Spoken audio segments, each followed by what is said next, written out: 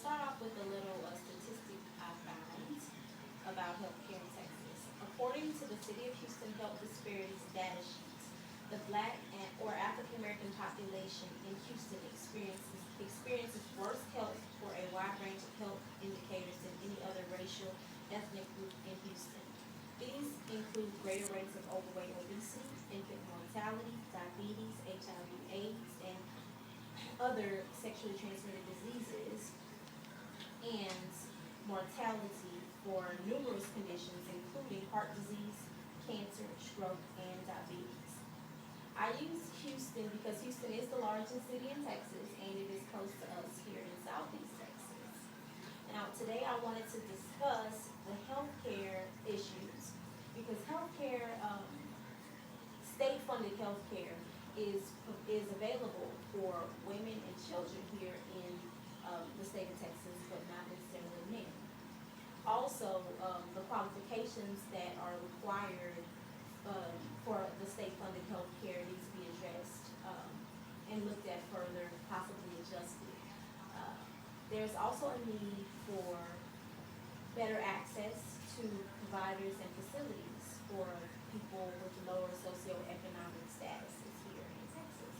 With that being said, I would like for us all to explore the issues and challenges we're facing with the healthcare coverage here in the state of Texas.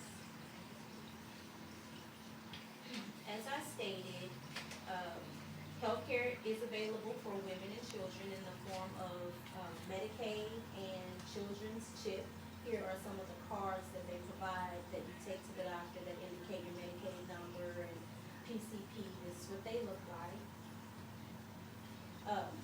In Texas, women and children can get Medicaid, and there's women's Medicaid and CHIP for children, Medicaid for children. But for men, unless you're elderly or disabled, you do not qualify for Medicaid, any type of medical services.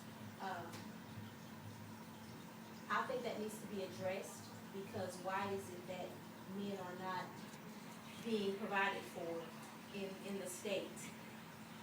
I believe that all Texans should have equal availability to state-funded programs.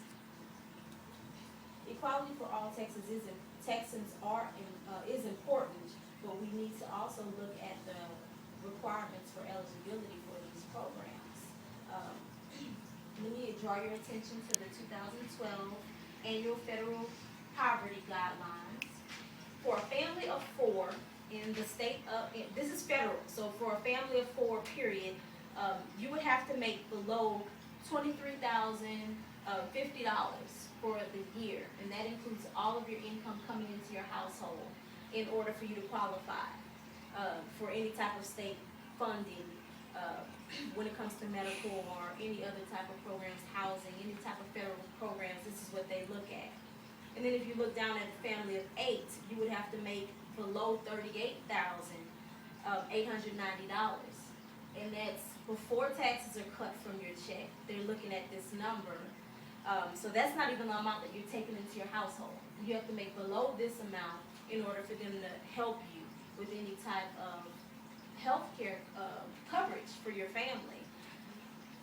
And I believe that this needs to be revised and looked at, because after we take taxes out of our checks and take care of our family, this number is just too low for you to say, well, we can afford to take care of our health needs as well. So this needs to be looked at.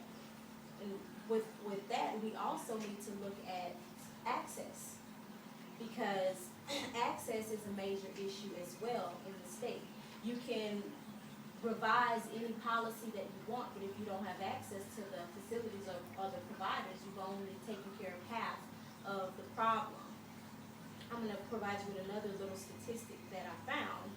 According to UT Health Science Center at San Antonio, adequate access to health care services, including preventative services and treatment for illness, is critical to achieving positive health outcomes.